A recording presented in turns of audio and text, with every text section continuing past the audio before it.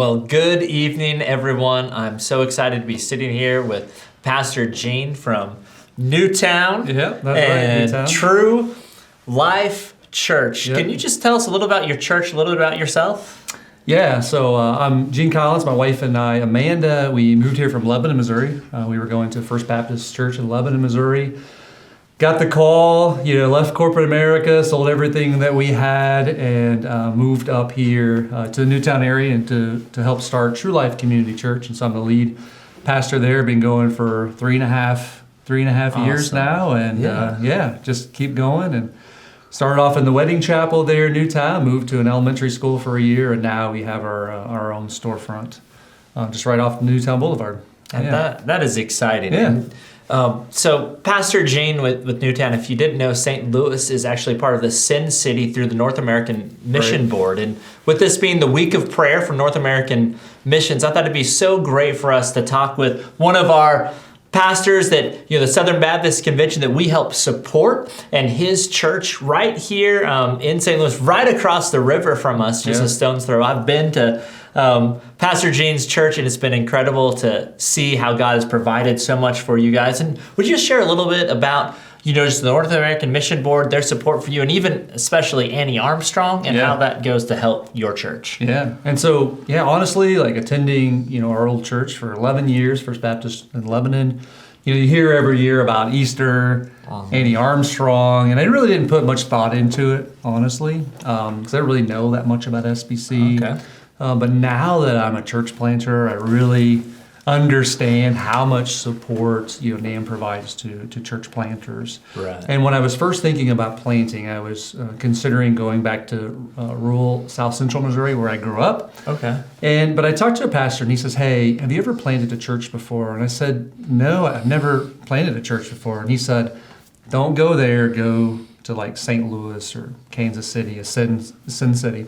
Okay. He said, because you're going to need the support or you're going to fail, you're going to quit 1,000 times. Wow. And so usually I'm stubborn-headed and just do my own thing, but I took his advice. I'm thankful to God that I did. So I get up here, I get connected with the Brotherhood of Church Planters, with underneath NAM is the Sin Network. Right. So in Sin St. Louis, the Sin Network, there's a really good, strong brotherhood. Great. So NAM provided training. We called it Multiply Trains, 9 months of training to prepare us, visions, values, how we're going to reach people in our context, to really think through and pray through those things, coaching, financial support, a lot of these things that we really needed. Right. And so they've been a really big benefit and help to us as a church plant for sure. Yeah. Awesome. That's so encouraging. And that's our church. We've set a goal for $13,000 to go to Annie Armstrong, and 100% of that offering goes to support pastors like Gene, churches like True Life, and just tell me a little bit, just with you personally. You talked about you're in corporate America. You're working. What was it in you that led you to go and plant? Yeah, so really God was working in my heart as, just begin to serve more, get more involved with our church, being on mission. And, God had given me everything that I wanted for a season. I always wanted to climb to the top of the corporate ladder. I always wanted a house, an acreage, and all these things, and a big family. God provided this, to me for a season, and I'm thankful for that. But what I found at the top was that my wife and I were extremely busy. Our joy did not last very long. And I knew that my joy was serving God. And, I thought, well, maybe after our kids are grown up and moved out, we can serve God full time. But I had a near-death experience, and took a long time, took a year to recover from that. And that helped me to realize that, hey, I'm not guaranteed tomorrow. And that if I believe the Bible to be true, and I believe that God wants me to serve Him full time, I'm just going to do it now, and just be faithful that He's going to provide and lead us in the right direction. So started praying about that. I thought with my business experience, maybe working for like Samaritan's Purse or some type of organization like that, a non-for-profit Christian organization. And then one day, the president of NAM, Kevin Ezel, he came to our church and preached and talked about church planting. And so Lebanon, Missouri, you can throw a rock any direction, hit a church, right? And so Right. it was just this new concept to me. Okay. But as they explained it, how many people are in the Sin Cities versus how many gospel-centered churches are in those cities? And so it really made sense that there really was a need for more churches. And so just started praying about that. And as soon as we put our yes on the table, like God just started opening doors, Wow. confirming that calling Right. over and over again. And so, the rest is history. God took that yes on the table, and He has brought us where we are now. And it's been really a crazy, wild, exciting journey, and just seeing God's faithfulness in that. It's by far the hardest thing that I've ever done. I've been in the military. I've managed Yeah. $20-30 million Department of Defense contracts, our own, my own facility, a regional office, all these things.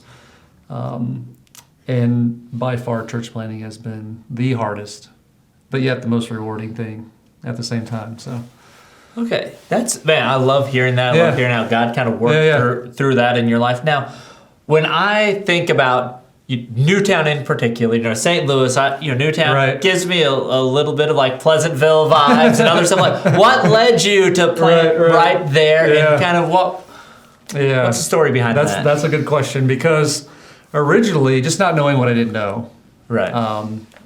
my thought was that we would pick a Sin City, and we like St. Louis, right? Yeah. Come up for the Cardinals games and Yeah, the zoo right. and all these things. Like, we love St. Louis. So we thought, well, we'll come to St. Louis, and we can still be close enough to drive back to family and that sort of thing. But I thought that we would just be placed somewhere. Okay. Like, hey, we got this neighborhood we want you to go to. Right. We got this building. We got all this stuff set up for you, ready to Right, go. of course. But that wasn't the case. It was like, well, no, we want you to pray about it. We want you to feel led. We want you to pray about how you're going to reach people in that community where other churches are not reaching people. Right. And I was like, I don't know. Like, I don't know. And so I had Kevin Mazel's number. I called him, and he says, well, just move up to St. Louis, be an apprentice under a church planter for a year, and just Right. kind of get to know St. Louis, and then pray about it, and then Right. decide to plant. So we came up on, at the time, they were doing what they called Catch the Vision tours. And you come up and there's a lot of pastors that come up, and you get on a bus and you drive around and meet the church planters. Yeah. So we come up here to see who we want to try to be an apprentice under. Right. And so during that time, there was a guy working for the North American Mission Board named Bob Burton, and he was sitting across from us on the bus. Okay. And he kept telling us about this place, this neighborhood that he lived in called Newtown. And he showing me pictures and the flyovers, and I'm just like, there's no way. Like, Right. that place, I don't think so. So I just kept praying about it. And when I would come up to St. Louis to fly out for work, I would come early and drive through Newtown. And every time, like the first 3 times, I'm like, no way. Yeah. This is not where God's calling me. But it was amazing. Like, I just got this love for the people in my heart. Yeah. And Awesome. I just sensed that, and I felt that, and really God saying, hey, there's working professionals there that you can relate Right. to them. Yeah. That's what we call our church True Life, because I want to let people know, like, God can use you even in your career, Right. and that you chasing things like the next promotion or the next bigger house or the next nicer car or whatever that is, you find joy in that for a little while, Yeah. but then it fades away. Yeah. I preached on Sunday about that's a shadow of the real thing. Right. Right. If you Yeah. focus on worshiping, putting worth in the real thing of Jesus, following Jesus in your career, then that's really the true life. And that's what we Okay. say. We want to reveal the true life that God has intended for you, that there's more, to life. And you can have joy abundantly Yeah. by serving God. And so that's the message that we're bringing to our community. And then I sense like God was saying that. Yeah. That's why I'm calling you to Right. Newtown. So 40 acres, house on 40 acres to Newtown. Like, now our houses are like this close. That Yeah. was a big adjustment, but God is good. So. But it is, and I love that you said even with your corporate background, how you could relate people in this neighborhood, everything like that. It's just cool to see how God put all those pieces together and even impress on your heart. That's awesome. So when I think about your church, and I think about our church, Fifi, we're an established church. We've been around a couple hundred years, right? A little bit of a different situation, but we're all on the same team. We're all doing this together. How can our church support you and your work there in Newtown? Yeah, no, that's good. That's a good question. So I always knew the power of prayer before becoming a church planner. Right.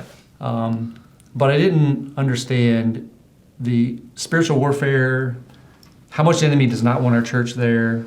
Because before we came, I mean, we're talking 12,000 people in our area. If you talk about Newtown, Charlestown, Fox Hill, the Orchard Farm School District area, that's all of our context. And, conservative numbers would be about 12 to 14,000 people. And there was not a strong gospel focus church in our area. And so prayer is so important, and we covet prayers, and we appreciate everyone's prayers, and God does hear your prayers. So that would be number one. Right. And number two, having a church, starting a church in Newtown is expensive. It's expensive to live in Newtown, and so we're always looking for financial partners. And COVID set us back a little bit. We were seeing as we moved into our storefront, attendance really trend upwards, right? And giving trend upwards, and that's kind of fallen or plateaued through COVID, and our projections were continuing to go up. Now we're seeing, light at the end of the tunnel, and we're getting a lot of momentum and favor in our community, and so we're always prayerful for that.